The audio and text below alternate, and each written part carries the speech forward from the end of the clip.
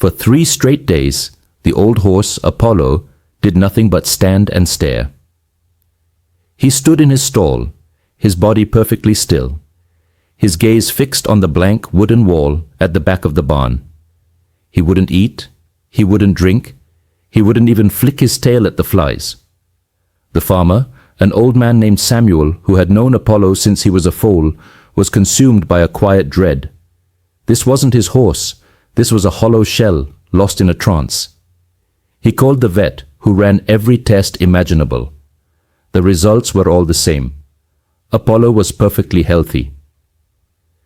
"He's just getting old, Samuel," the vet had said. But Samuel knew it was more than that. The horse's eyes weren't vacant. They were filled with a desperate, silent plea. The air in the barn grew heavy with unspoken tension. The other animals seemed to avoid that corner, a circle of silence surrounding the unmoving horse. Samuel felt a growing despair. He would sit on a hay bale for hours, talking to his old friend, begging for a sign, for any reaction at all. But Apollo remained a statue of sorrow, his focus unwavering from the wall. Samuel was on the verge of giving up, his heart aching with the lonely fear that he was losing his companion to something he couldn't understand. But on the 4th morning, something changed. As Samuel approached the stall, Apollo suddenly slammed his front hoof against the wall with a deafening bang. Then again, and again. It wasn't a kick of anger, but of frantic, focused urgency. His eyes, when he finally looked at Samuel, were wild with purpose. In that moment, the farmer understood. Apollo wasn't staring at the wall. He was staring through it. He was trying to tell him something. Without a second thought, Samuel grabbed a heavy sledgehammer from the tool shed. He swung it with all his might. The old wood splintered.